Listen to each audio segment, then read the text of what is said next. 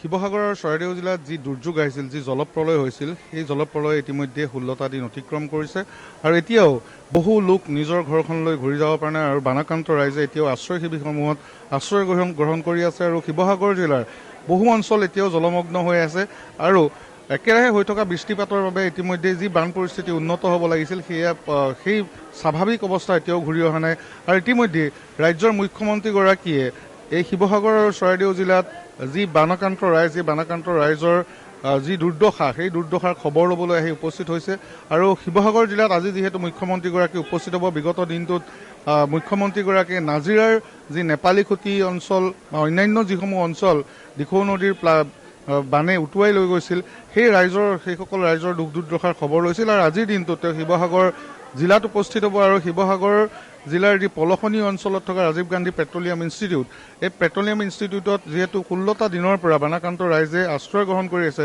ইয়াত অস্থায়ী আশ্ৰয় শিবিৰ স্থাপন কৰা হৈছিল আৰু সকলো ব্যৱস্থা ইতিমধ্যে সম্পূৰ্ণ কৰি তোলা হৈছে কাৰণ ৰাজ্যৰ মুখ্যমন্ত্ৰীগৰাকীয়ে এই আশ্ৰয় শিবিৰত উপস্থিত হ'ব। প্ৰায় 2000ৰো অধিক লোকে এই আশ্ৰয় শিবিৰটোত আশ্ৰয় গ্ৰহণ কৰি আছে। বিগত 16টা দিনে তেওঁলোকে এইদৰেই এই অস্থায়ী আশ্ৰয় শিবিৰত পৰি ৰৈছে।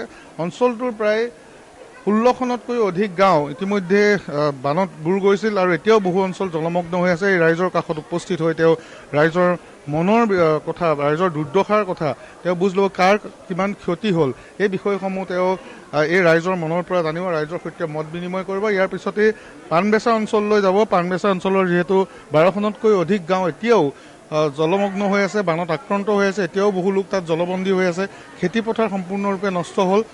সেই অঞ্চলসমূহলৈ মুখ্যমন্ত্ৰীগৰাকী যাব।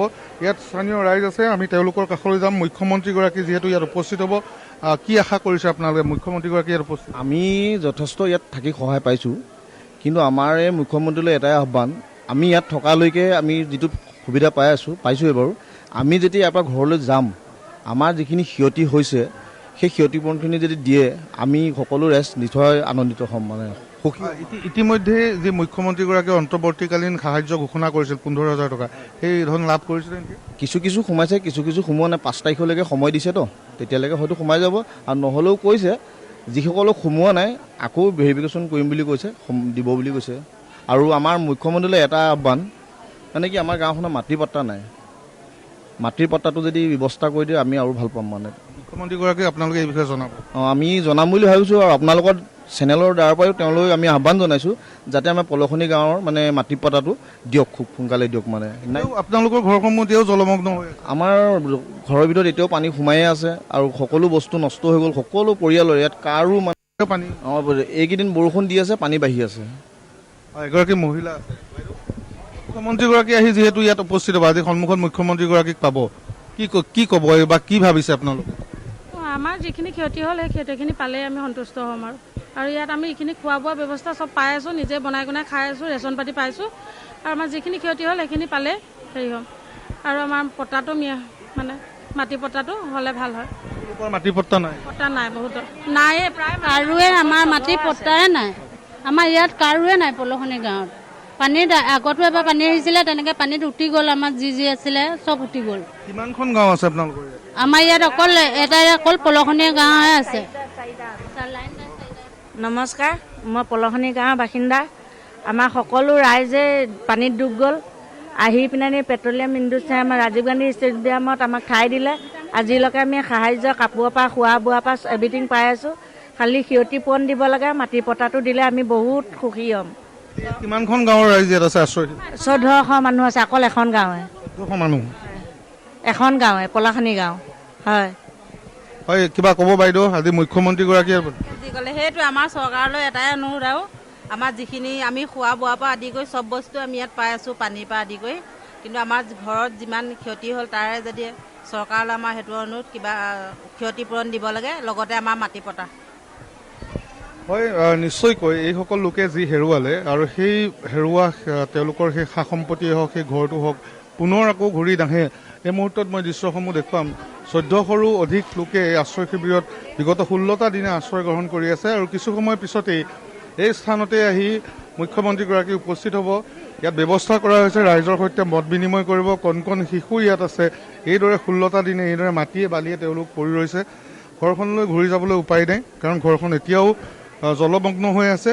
সকলো তেওঁলোকৰ সা সম্পত্তি আচবাব পত্ৰ সকলো নষ্ট হৈ গ'ল।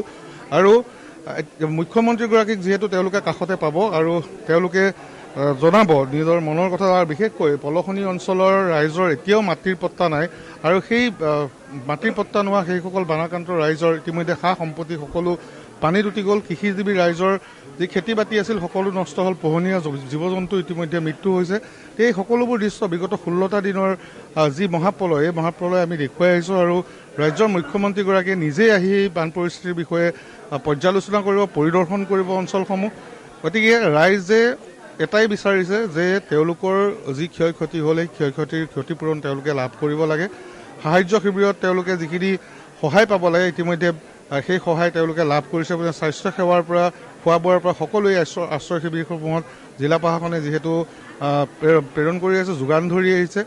গতিকে এতিয়া সময় হ'ল যে কেনেকৈ এই পৰিস্থিতিৰ পৰা শিৱসাগৰ জিলাখন উত্তৰণ ঘটে বা এই পৰিস্থিতিৰ পৰা স্বাভাৱিক অৱস্থালৈ কেতিয়া এই শিৱসাগৰ জিলা ঘূৰি আহিব তাৰ বাবে কিন্তু অপেক্ষা কৰিব লাগিব। বৃষ্টিপাত হৈয়ে আছে, এতিয়াও পানী কিছু শুকালেও পুনৰ বৃষ্টিপাতৰ ফলত সেই অঞ্চলসমূহত পুনৰ জলমগ্ন হৈ পৰিছে।